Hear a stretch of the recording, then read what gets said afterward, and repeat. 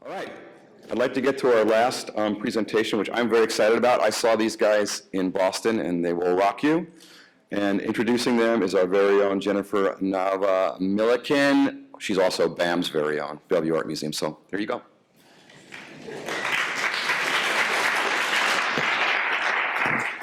Hi. So I'll just say a few words about nervous system, but I'll be kind enough to leave them a few things to say about their own work. Nervous system, the part of the animalian body that coordinates voluntary and involuntary actions and transmits and facilitates signals to and from different parts of the body. It seems fitting that we conclude a program that was kicked off by Jennifer's discussion of her fascination with our changing natural world, with one that responds to natural phenomena through an entirely different approach, by giving shape to bio-inspired forms and patterns by use of digital rather than material or haptic means. Nervous System is a generative design studio situated at the intersection of science, art, and technology. Led by designers Jessica Rosenkrantz and Jesse Louis-Rosenberg, Nervous System employs computer simulation to generate designs and digital fabrication based on processes and patterns found in nature that result in the realization of unique and affordable art, jewelry, and housewares. Founded in 2007, Nervous System has pioneered the application of new technologies, including 3D printing, WebGL, and generative systems. Nervous System releases online design applications that enable customers to co-create products and in a collaborative effort to make design more accessible. These tools allow for endless design variation and customization and bear the potential to change the way we conceive, commodify, and consume objects of art and design. Jessica graduated from MIT in 2005 and holds degrees in architecture and biology. She subsequently studied architecture at the Harvard Graduate School of Design, while Jesse also attended MIT, majoring in mathematics. So there's a force of intellectual weight about to be on this stage.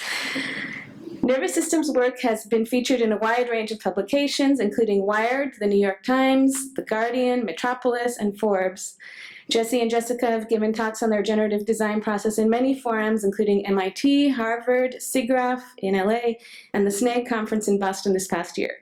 Their work is a part of the permanent collection of the Museum of Modern Art and Cooper Hewitt Smithsonian Design Museum, and is currently on display in the exhibition This Is For Everyone at the Modern in New York. I believe this is their first trip to Seattle in the Pacific Northwest, if I'm not wrong. So please be nice, be gentle. Please join me now in welcoming Jessica Rosenkrantz and Jesse Louis-Rosenberg of Nervous System.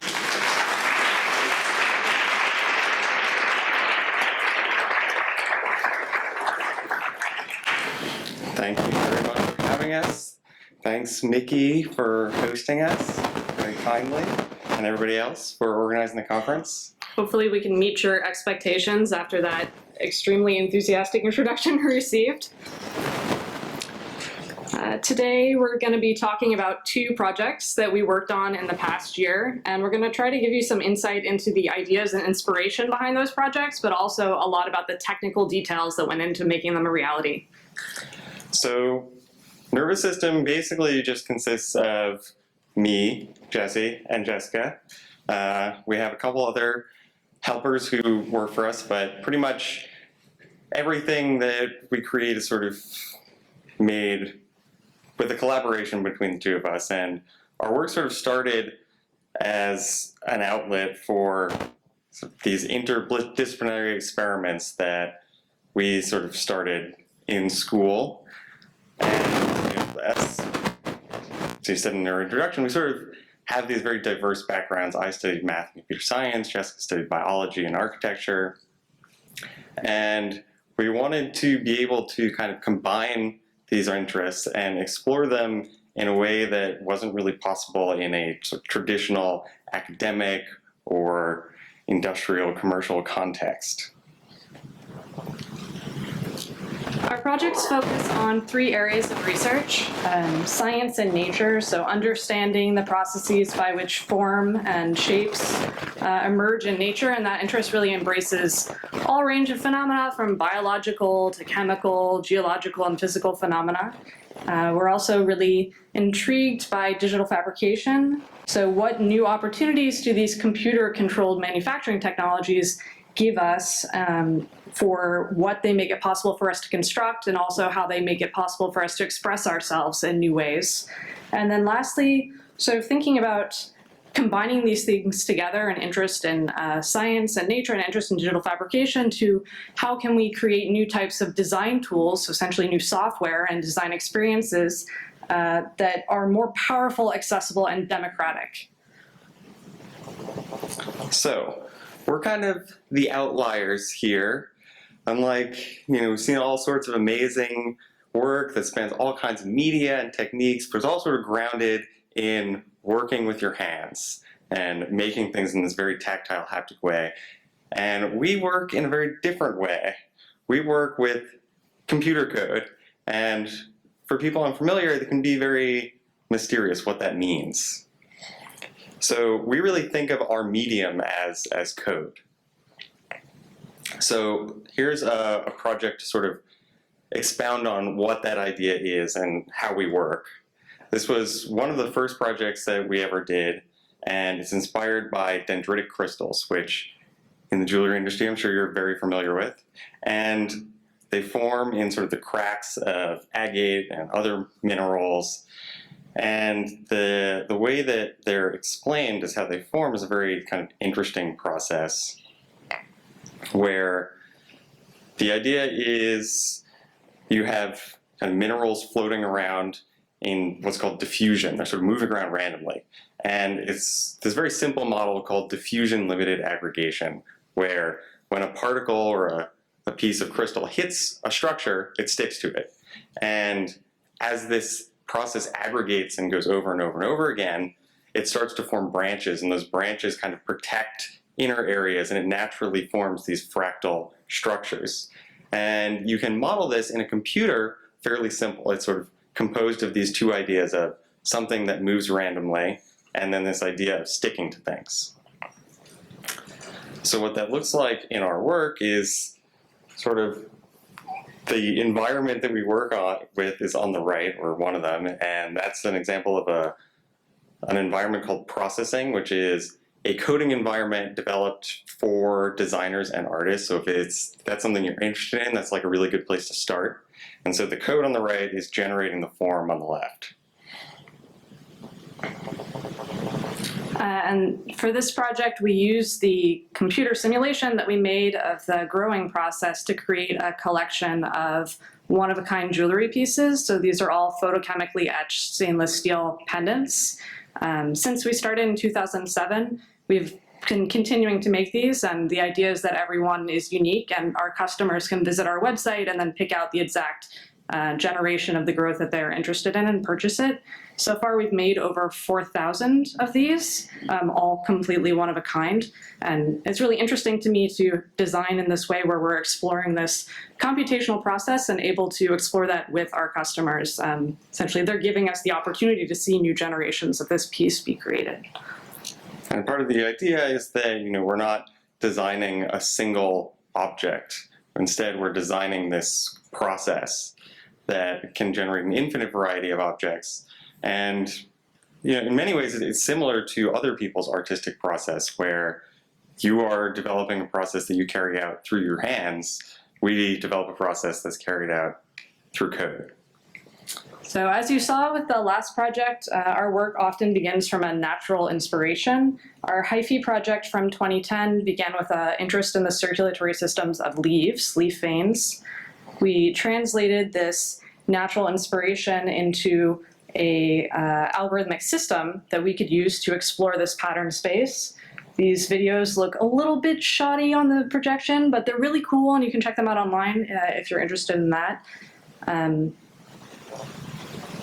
So we develop, a system, and sort of the idea is sort of try to take some sort of growth process and manipulate it, and sort of see what are the bounds of what the system creates, and how can we make things that are inspired by some natural process and based on it, but ultimately diverge and can become some sort of process that we design and sculpt.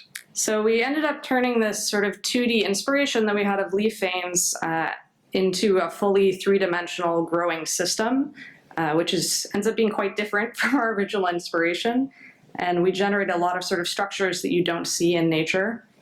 And then translating that into another collection of one-of-a-kind products. These are hyphae lamps, which are 3D printed in nylon using selective laser sintering. Similar to the dendrite pendants, every one is one of a kind.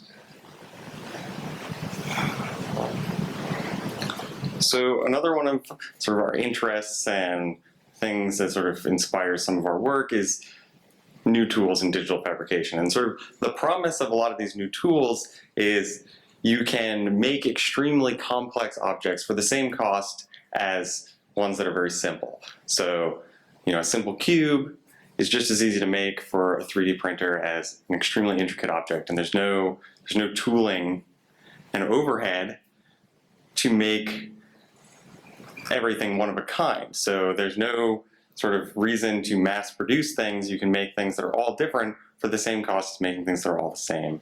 And then finally, these tools are becoming very accessible. They're in homes and libraries and schools, and sort of allows people who never would have engaged in making and manufacturing to start making things. However, this is still more of a dream than a reality. You hear people talking about these things. We just said complexity is free and variation is free, and they're really easy to use and they're everywhere. But in our opinion, there's still a huge part of the equation that's missing to make this dream a reality, and that's software. Design software is incredibly expensive. It's very difficult to use, and it actually was created before these technologies existed, so it isn't really built to take advantage of any of the sort of variation and complexity that we were just talking about.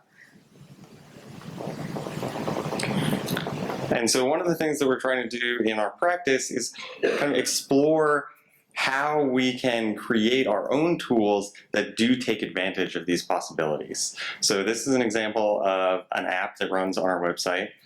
It's built using WebGL and JavaScript, so anybody can go online. There's no anything you have to download. You just go to this website and you can sculpt your own ring or bracelet. And the idea is to make something that is sort of not just like a simple configurator where you're setting a size or something like that, but something that's more open-ended and playful, where you can really sort of make your own expression and make something that's very different than something somebody else would make, while all lying within sort of the set family of one product. And so we're trying to sort of enable this idea of being able to make something very complex, that's very accessible, it's very easy to use, and anybody can customize it one of a kind for themselves. Okay, so now we're going to talk a little bit longer about a single project called Floriform that we completed in the last year. Here I threw in a quote because after watching a number of lectures, I've decided that every single lecture always has to have at least one quote in it, or a definition, or both.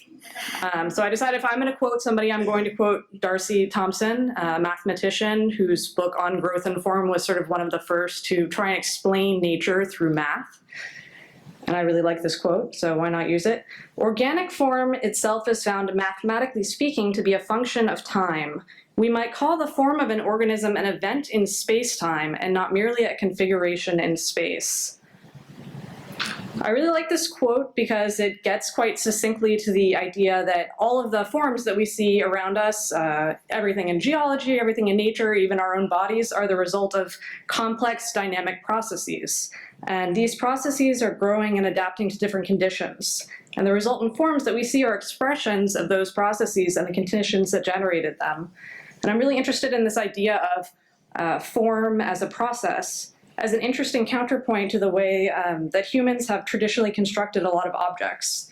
People tend to take a very top-down approach to design, where we create objects maybe by directly specifying precise measurements and shapes and materials, and we often maybe determine the final shape of a project at the very beginning. Computers, people often think that they often offer new ways. Okay, let me start this over again. Computers offer new ways of making, but most design software that you see and that you can purchase merely tries to mimic methods that we do with traditional materials and traditional processes. So we have computer software that tries to mimic painting, that tries to mimic working with clay or working with paper. There's software that tries to do really specific things like take techniques from shipbuilding and make a direct analog of that in the computer. And you end up with this really strange digital analog of physical experiences. Our work tries to propose a sort of different direction for how we might work with computers. We take inspiration from nature's process-based designs and focus on developing interactive experiences that we can engage with. Instead of creating static objects, we create dynamic systems. And instead of drawing structures, we're interested in growing them. So in some ways, this project Form can kind of goes back to inspiration from how does sort of complex structures emerge from biological systems? How do you go from a single cell where it grows and subdivides and they're all identical to this differentiated complex structure? And so the idea is sort of a kind of simple one, but it's looking at something called differential growth, which is basically the idea of things grow at different rates in different locations, and from that, shape emerges.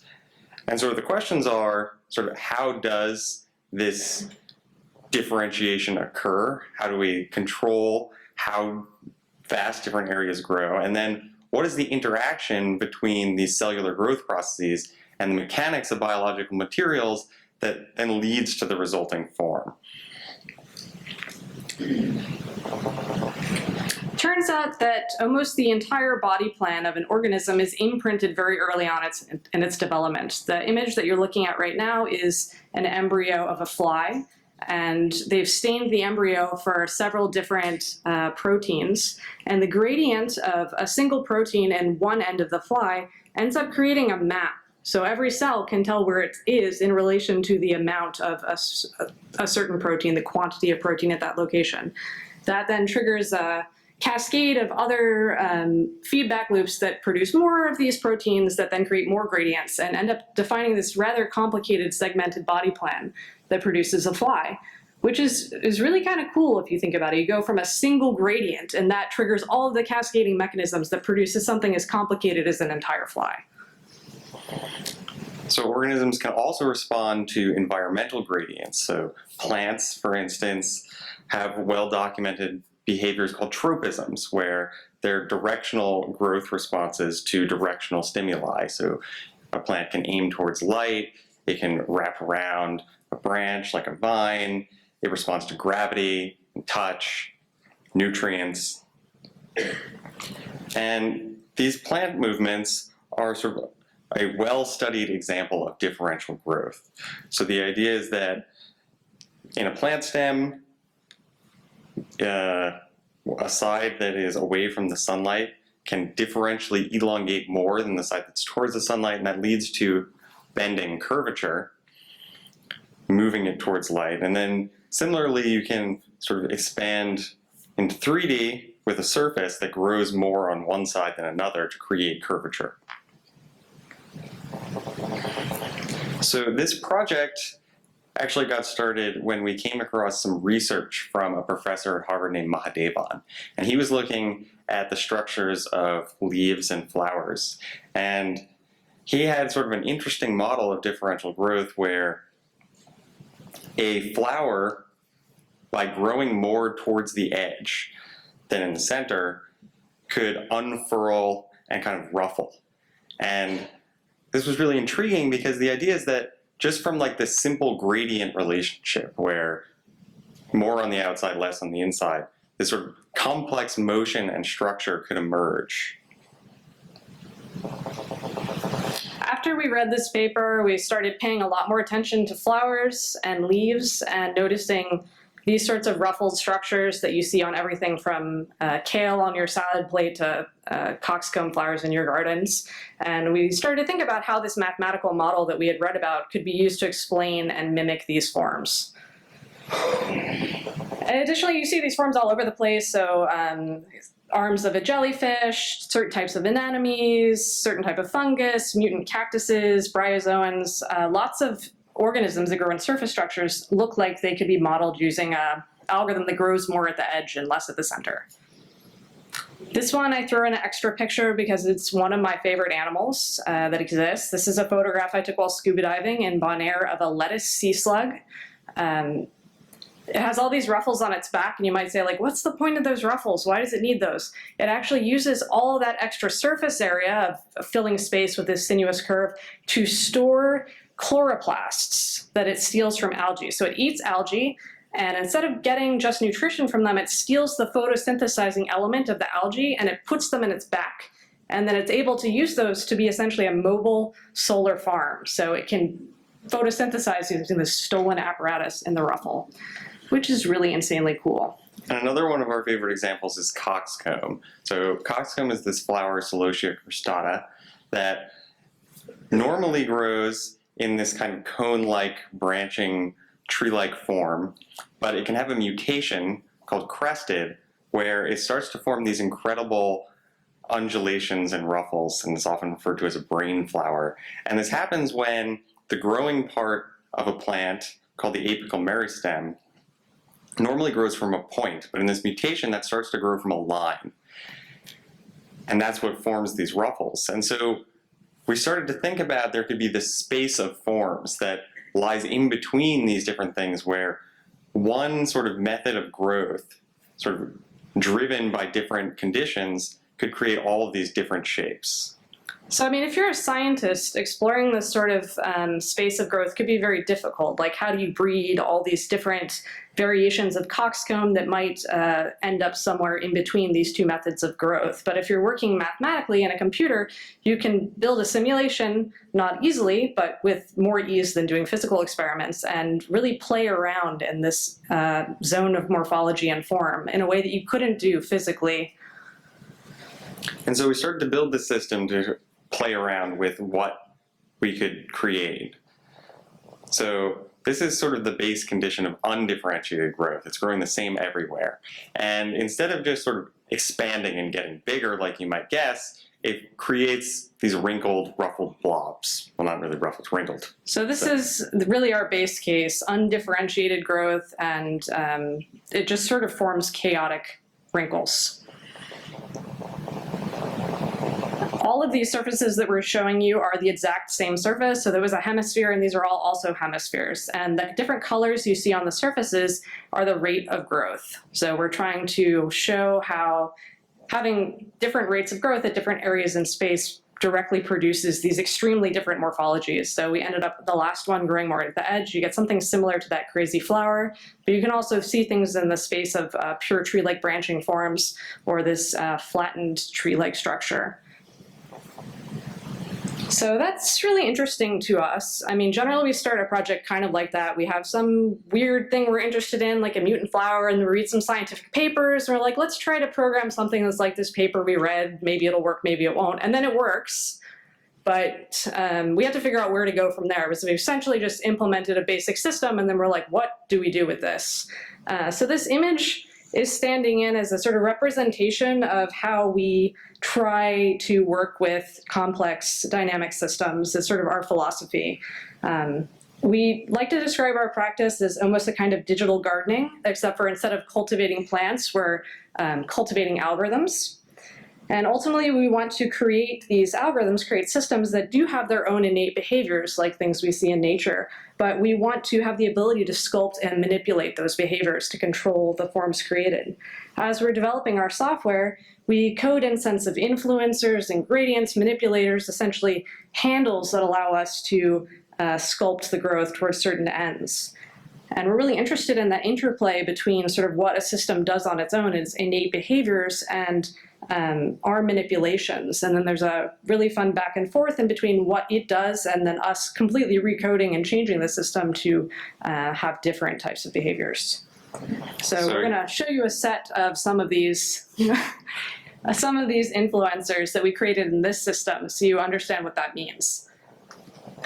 I think there's often a tendency of people who see people who work with code and think that the forms just emerge out of nowhere, but actually it's entirely due to us controlling the system. So this is sort of a different distribution of growth rate. Here we're changing the material properties of the surface, making it more or less resistant to bending to create different scales of ruffling. We can sort of change the direction of growth, so either perfectly perpendicular or parallel to the edge. We can introduce external forces like gravity. We can sort of sculpt different growing zones. So here we have sort of different degrees of symmetry in the growing zone, which kind of has an interplay between that and the natural kind of ruffling that occurs. And we can play with scale over time to create kind of these fractal ruffled structures. And just to quickly talk about sort of what goes into building these systems, there's sort of a whole bunch of technical stuff. There's sort of a basic physics engine, and that's what kind of moves particles. I'm trying to think of the best way to explain what that means. It's basically like you have a particle in space, it has forces on it, those forces push it, you calculate how that moves over time. And everything in the computer is discrete, so everything is in these sort of finite time steps. There's a system to compute geodesic distances on surfaces, so that's what we use to drive the growth rates and how they change throughout the surface. And sort of computing a distance over a surface is much more complex than just distances through space along a line. And then finally, there's a component of collision detection. So this is what prevents the surface from intersecting itself. So we create, realistic structures, not ones that can impossibly fold through themselves. And we sort of put this all together. Underlying sort of the shape is this structure called a mesh that's built of triangles. That mesh is constantly subdividing as the structure becomes more detailed.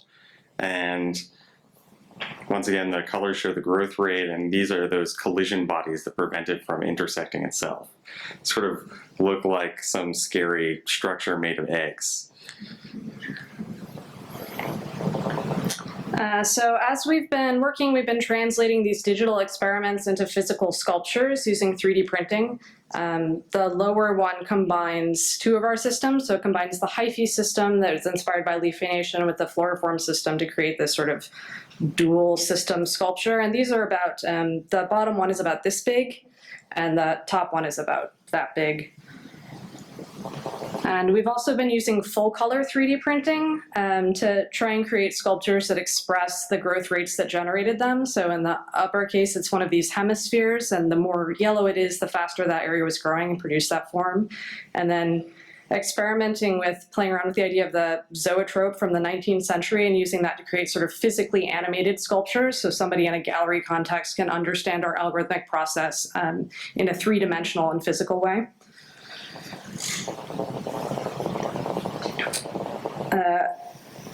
As you might have guessed, because we are at this metalsmithing conference, we must have some tie to jewelry that is rather serious. And we spend a lot of our time translating the things that we do into jewelry pieces. So these are all specific algorithms that we crafted to create specific pieces of jewelry. So each growth process results in this single form. And these are then 3D printed using selective laser sintering in nylon. We're really interested in disseminating our somewhat esoteric ideas and experiments about science and technology into affordable objects. We try to make most things we design be under $100. And we feel really strongly that these sorts of ideas shouldn't be limited to purely theoretical or academic projects, but should really fuse into our daily lives, and that common objects and products should embody complex ideas. So these are some of the pieces from that collection. Okay, so the other project we're going to talk about today sort of has a very different focus. So the previous projects were sort of all about natural systems and studying them and simulating them. And this project sort of is more focused on digital fabrication and co-creation. And it started in kind of a weird way for us. We don't do a lot of consulting work or client work in general, but in the summer of 2013, we worked with Google's Advanced Technology and Projects group on this really weird project that had a van full of 3D printers and laser cutter, and they said, we're going to take this van and drive it across the country and take it to universities and maker fairs, and people are going to make stuff. And what they wanted us to do is make design experiences where somebody could come up to this van and design and have something fabricated for them in under an hour. And this was kind of crazy, but it also sounded really fun and would allow us to explore this idea of customization in a way that we hadn't done before. So most of the time where you're making stuff, we just put it online, and we don't have this kind of in-person interaction to see people actually working with the tools as we're standing there. The problem we had, though, with the project was that 3D printing is really slow. So you see one of our designs being printed on the right by an Ultimaker. It looks like it's emerging before your eyes really quickly, but that process actually takes about 8 hours. So the project brief was somebody comes to the van, they design something, and it is physically made in under an hour. So that was very problematic and challenging in some ways. And we had a kind of paradox in that it seemed like in order to print something in under an hour, it would essentially have to be completely flat. Because a very short object would print quickly, but why use a 3D printer to make a flat object? It's not the most exciting. But we had an idea that we could take advantage of the fact that 3D printers can make interconnected mechanisms, and maybe we could make something that would be printed flat and be very, very short, like only 2 millimeters high, but then could fold into a wearable object afterwards. So just going from the simple idea of something like a watch band, could we make something like that that would be printed in one piece and then transform? So we started playing around with designing these kind of triangular networks of pieces. These were all 3D printed on just a MakerBot desktop printer, which is a very sort of accessible printer that you typically see around. And none of these had to be assembled. They all came out of the machine as you see. And then ultimately we created an app where you could size and shape and morph your bracelet, and an NFC tag embedded in it because it had to talk to a phone, because that was like the whole thing of like, we're with Google, phones, whatever. And then ultimately we took it, like we said, to maker fairs and universities, and people walked up and designed their own custom bracelet, and then it was made for them, and they took it away. And that was really exciting because that's sort of part of the vision we see for the future of people being able to use these digital fabrication tools in a local in-person way for sort of customized manufacturing. But at the end, we were just kind of finished the project. We were left with these objects, these weird bracelets, and we started to think about how they were almost like a kind of textile, but made with a 3D printer. And making textiles with a 3D printer, at first it sounds kind of weird, but then I started thinking about it more, and I was thinking that textiles are really human constructed materials. They're some base material like wool or cotton that's been transformed to have very different material properties based on its configuration in space. So if you knit something together or you weave it, that configuration in space almost has more effect on it than the base material of wool or cotton. So that's really interesting to me. And 3D printers let us make even sort of more variable configurations in space than you can make using traditional techniques. And in addition, textiles sort of have a long history with computation. So the Jacquard loom, which is from 1801, was sort of the precursor to the computer. It was the first machine that was run with punch cards, and they used those cards to encode intricate weaving patterns.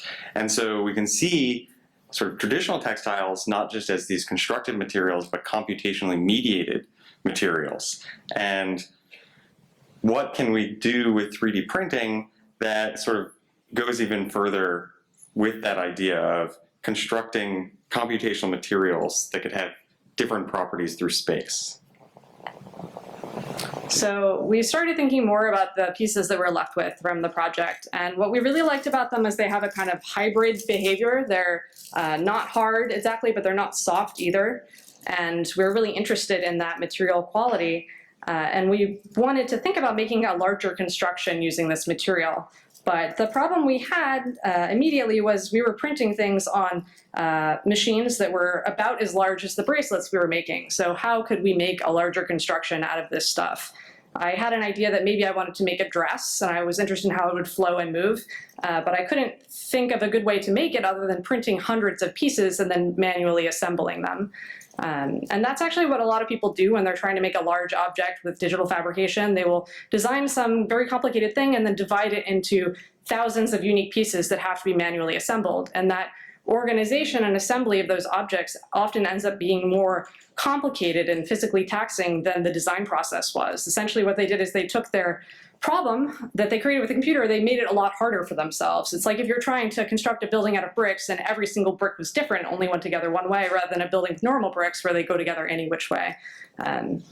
So we had an idea that we could maybe take advantage of the fact that our structures are really flexible and use that towards our advantage, as I just said, I guess. So the idea was really simple, actually. We saw that these things were wiggly and we're like, why don't we just scrunch them up? And maybe we can print them scrunched up, and then we could unfold them from the printer into a larger size object. So the idea is like kind of like really stupid, like simple, like, oh, it's too big, I'll just scrunch it up and fit it in there and then make it like that.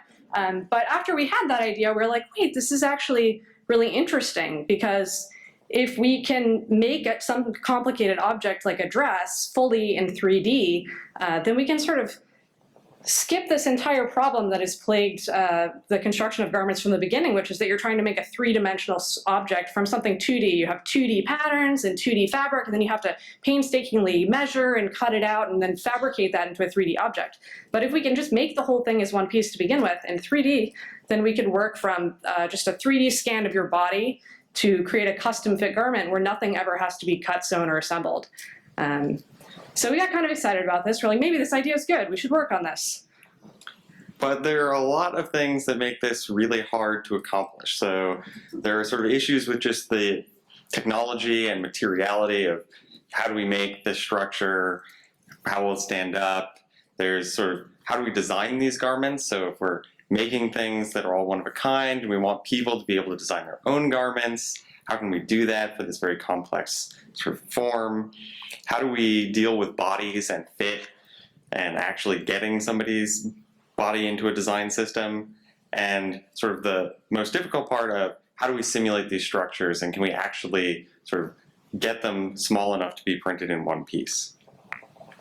So one of the first sort of steps is we went from printing on this van with a process called FDM, which is sort of your standard MakerBot style 3D printing, to using selective laser sintering. So if you're not that familiar with 3D printing, there's lots of different 3D printing technologies that sort of offer different advantages.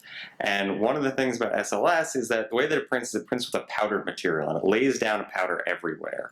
And then it melts together the solid areas with the laser. And at the end, what you get is a solid block of powder with sort of your object hidden inside of it. And the excess powder all falls away and can be reused. And this allows you to make much more complex objects than you can with sort of FDM desktop style machines, where if you try to print something on a MakerBot in the middle of the air, it sort of squeezes out plastic, and that plastic just falls to the ground and you get this messy string of plastic. But with selective laser sintering, you can print sort of interlocking parts. You can print really complex things like bearings all in one piece, and the powder in between them just falls away afterwards. So one of the sort of key components of this project is that it really hinges on hinges. So the entire structure is built of these modules that are connected, and we spent a lot of time sort of prototyping and figuring out what is sort of the most efficient hinge that we can create with this technology. So we end up doing a lot of things in our design studio. Some of them are like modeling sexy algorithms that generate really cool looking forms. And some of them are like designing hundreds of different types of hinges and physically testing and prototyping them to see which ones are going to work in our material with the tolerances of our 3D printer, which is very challenging because we're trying to make these joints as tiny as we can. So our panels can be as small as possible so they can be as fluid in their movement as possible. And that means that we're working right at the edge of the tolerance of the 3D printer that we use. The amount of error in its movement is kind of similar to the amount of gap space in between the two parts of our hinge. And when that error is too high, these two things just fuse together. And instead of the powder falling apart, we end up with a very expensive garment that won't move, which is a big problem. So we decided to start testing our idea small. We designed a necklace and we folded that up and then printed it. And we were able to unfold that into a functional necklace, so that was good. Then we decided to scale up to a belt. So this is the first time that we used a 3D scan of a real person, me, to try and design something. And we were able to squish it up to 60% smaller than its original size and then print and unfold it into a belt. And then we did a shirt, essentially. This is the first piece we made that had several thousand components that were all printed at once, interlocking, and it also had more complicated fit issues that we were interested in seeing how that would work out. Sort of as we were going along and scaling up, we ran into the problem that our system that we had designed to create simpler, smaller objects was not robust enough to handle things that had thousands of pieces, so we kept having to build new software, essentially, as we scaled up towards our eventual goal. So at the same time, sort of those garments were all made not by hand, but with sort of software that we had built without any user interface whatsoever. So we would sort of make geometry and bring it into the system, but there wasn't any way to interact with it. And so we also were building software to design these garments. So this is sort of the prototype of our kinematics clothing design system, where you can paint on sort of different densities of triangles to change both the pattern and the behavior of the material. And you can also paint on different styles of modules. So you can make things that are more cellular or closed or three-dimensional. Our goal with making these applications is sort of ends up having sort of a lot of conflicting things going on. We were trying to make something that allows you to have enough freedom to design a very complex object composed of thousands of interlocking pieces just with the swipe of your mouse. So something that's inviting and playful and fun and interactive, but also needs to like be technically competent enough to run really quickly on your computer such that you don't have to download anything and run on the internet. But yes, we're working on it, and it's okay. It's pretty good right now, I think. One of the main components is sort of this dynamic remeshing, where you can paint on different densities of pattern. Here's an example of the different module styles that you can paint on. Another big issue is this issue of fit, and how do we map these garments to people's bodies. And 3D scanning is becoming sort of increasingly prevalent. You have Kinects and other sort of depth cameras that are sort of in people's homes now, but there's lots of problems where 3D scans can be very glitchy. They sort of have weird shadows and holes in them. And in addition, it sort of depends on, to design something depends on how you're standing, how you're scanned, and you don't necessarily have any control over that. So in this case, like if somebody's standing with their hands on their hips, you can't really design a garment that's on their hips. It doesn't really make any sense. And so it was very difficult to design on a 3D scan. But while we were working on this, we actually met people that were working on that exact problem called Body Labs, who's a startup in New York, and they have a way of generating a parametric body from either measurements or a 3D scan that you can then sort of map out in a consistent way, so that a single point on one person's body, on their chest or on their waist, always maps to the same point on another person's body. And this allows us to create a system where one person can go and design a garment, and we can then map that same piece to anybody else's body. The last set of problems that we worked on for this project has to do with simulation. So this is really the second part of the project. If the first one is hinges, the second one is simulating hinges. So we have these very complicated objects made of thousands and thousands of interlocking components, and we need to be able to calculate their collisions with each other and their movement in space in order to find a smaller form for printing. So the first video we showed you, we actually just sort of crumpled this thing up, like almost like we're tossing a shirt into the hamper. But when it came time to print our first dress, we realized that wasn't very efficient. So as you saw in this video, we decided we'd actually collide our structure with a series of surfaces to fold it up in an orderly way, which ended up being a lot more efficient, which means our garments are cheaper and easier to print. And it was also sort of like another kind of obvious idea, like when you're putting clothes away and you're trying to do it efficiently, you normally fold them, you don't just wad them up in a ball. And then the other thing that we're really interested in with this project is not just using the simulation for sort of pure optimization, the folding, but also using it to better understand our designs and create sort of these new types of garments. So the one sort of big system parameter we have right now is the ability to put these different size triangles. And you'll see that the smaller triangles are much more flexible and the larger triangles are more rigid. But these are very complicated garments, so it's hard to understand what the exact effect of any design you'd create by just painting would be. So we can use our simulation also to understand exactly how these garments will drape and move to the design. We can do all this digitally before printing anything. So this is sort of a video documenting the first dress we ever printed. This is at Shapeways, which is a 3D printing company in New York. And when we printed this, it was actually for the Museum of Modern Art for an acquisitions meeting that they were having. So we had met the curator, Paula Antonelli, who's the curator of design at MoMA, and she was really interested in acquiring a dress, but we weren't really sure at the time if she knew that we had never made one before. Essentially, she had seen our conceptual video that we made, and she was like, this is a great concept, like this would be great for the collection, but we had never made one. So then we found ourselves rushing to make this in time for her meeting. So this was the day before they needed it for their meeting, and we didn't really know if it would unfold and drape and move, or if it would just be this solid hunk of plastic. Yeah, so this is the really like painstaking part where we're making sure it can unfold.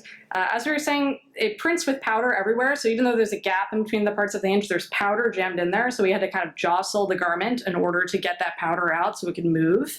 And that was very nerve-wracking because we didn't know if it was just powder in there or if it was fused plastic. But it was able to unfold, and sort of the crucial proof of concept for us was having my friend be able to put it on directly at the factory, like within an hour of taking it out of the machine. So this is the first dress, the one that you just saw being printed, and it's a custom fit dress created from a 3D scan that's an intricately patterned structure of more than 2,200 unique triangular panels that are interconnected by more than 3,300 hinges, and they're all printed in a single piece in nylon. And while each component is rigid, you can see that they kind of have a flow and folding movement in response to the body. We're really interested in the way that, unlike traditional fabric, the types of fabrics that you could create with a 3D printer could be completely non-uniform. So it can vary in rigidity and flex and pattern and porosity through space. And the entire piece can also be customizable from the style to the fit and the pattern. For us, this is a tiny step in a much larger project that we've been thinking about of how can we leverage all of these new technologies to really empower the design process. So that was about a year ago, and since then we've made 8 total garments, sort of improving our system incrementally and sort of working out kinks and working on improvements. This is a dress that hopefully will be commissioned by a museum soon while we're in talks with somebody, and we're just waiting to hear. But we're working on sort of new expressions of the system as well, so always having the same underlying logic of these hinged panels, but having the exterior form of that vary quite a bit more and be more expressive. And I don't know if we left time for questions, but I'm hoping that we did. You've got 5-10 minutes. We have 5-10 minutes for questions, and if you can't think of a question now, you can always reach out to us. We're quite active on Twitter, so that's probably the best way to reach us. And there's lots of people with hands. Do I point at them? We'll go left or right.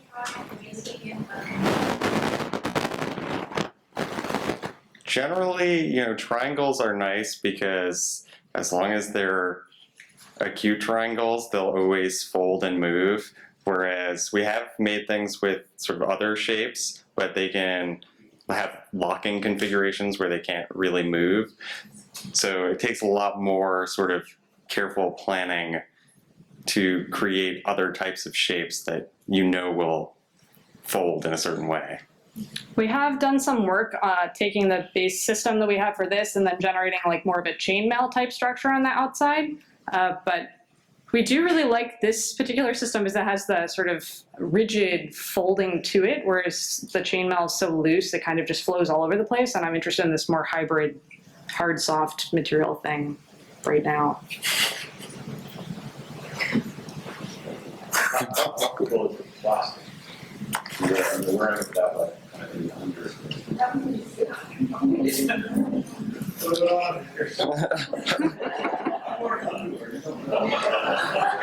I have worn maybe 6 of the garments, or maybe 5, and they are, yes, you can pass it around. They are pretty comfortable for a dress that weighs 5 pounds. So think of something in the class of like a wedding gown, something that is a heavy dress. You don't need to breathe. Yeah, they, you know, we've had models and dancers and people wear them to do like serious like dancing around. We've had a ballet dancer wear them, and they're robust enough for that and comfortable enough for that, but they are not everyday wear type of garments. They're like, you'd wear it to a gala or something. What's the cost for a dress? A dress is very expensive. So this project is totally out of the range of our normal stuff, which is we try to keep it under $100. So we have jewelry pieces in this collection, which you can design them yourself and they're under $100. And the dress, we sell them more for the range of like $5,000 to $10,000. So right now we have made 8 and they are all essentially owned by museums and corporations. We can make essentially any color. They're dyed in the post-process. You can dye them with the same dyes that you use to dye fabric nylon. Have you guys used other systems like the UV cured liquid resins, like your UV resins, and have you looked at all about the metal printing? Well, we've used lots of different printers, but not for this project. Actually, there was a kinematics piece that was 3D printed in gold using direct metal laser sintering, pure gold, which is, it was $3,000 of material just in the piece, which is crazy. Yeah. But sort of for the kind of the reasons that we mentioned, a lot of other 3D printing technologies don't really work that well for this kind of complex, very tightly interlocking mechanism. So like UV cured resins, even though some of them have support material that can be like melted out or dissolved out with lye, because it's packed in so tight, it's very difficult. So really the powder-based process, so the metal sintering is also powder-based. So you can do it in metal, it's extremely expensive. And then the other choice is sort of this other laser sintered process. I do have some pieces with me. I have a 3D printed steel and a 3D printed titanium piece. So if you just wanted to see like what that feels like, I have it and you could see it afterwards. I just saw you, I think your presentation was very enlightening, way over my head. But I wanted to tell you, I think there's a lot of interest in what's going on in fashion. Just to President Runway, they use 3D printing in their designs. I don't know if you saw that, but you're really on the right track. So, salute to you. Thanks, everybody. Thanks.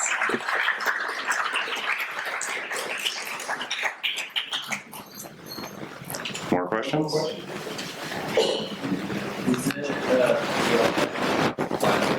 It's made of nylon.